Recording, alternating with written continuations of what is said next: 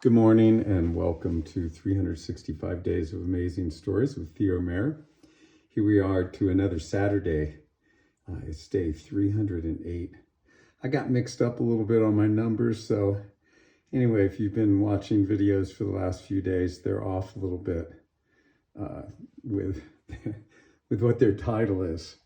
All right, so here I am in my house looking in the mirror. But I wanted to go over some kind of cool stuff that's gone on the last few days since I've been back. That has to do with stewardship, of course. Anyway, my house. A lot of kind of recycled materials in here, or second materials. That's kind of cool. Big yoga space. Got to try to keep the body nice. This incredible couch. Picked it up for $310. It's leather. It's from IKEA originally. Some guy was selling it in San Francisco. A lot of stuff. Anyway, over here we have a bowl full of beans. Now, these beans, when they're grown, turn into the most wonderful French beans. Super delicious.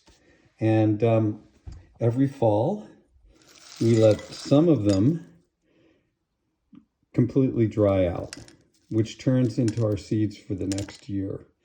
And this is a really important thing to do. If you're going to be a steward, you got to be a seed saver as well. All right, heading outside, I wanted to show you one thing. So before I left for Nepal, on some of the slopes where we were doing extensive brush clearing and bringing down dead trees, I took and planted a bunch of seeds from squash that I'd eaten in the winter before. And so here's what they turned into without me doing anything at all. I just planted the seeds, or I threw them actually across the landscape. Most of them probably got eaten by something, but some of them grew, and without watering, doing anything to them at all, they turned into all of these incredibly cool squash. Delicata, what are those called? Orange Kubota or something like that. Green Kubota. So anyway, lovely, lovely, lovely. Stump furniture from wood that we cut. Nice little bay tree. Green wood, waiting to harvest. And I wanted to show you one other thing. As we go along here, I'm walking out towards my garden. A lot of succulents planted here, which is kind of cool. I love those. They don't take much watering. And where I'm taking you right now is down to my olive grove, because this is quite a sight to see where the olives have gotten this year. This is kind of funny. Not what I like. I put this netting up to try to keep the deer out. Somehow they're getting in. And as you can see, all the leaves are up because the deer are getting in here and eating all the leaves that are low. It's hard to keep those critters out.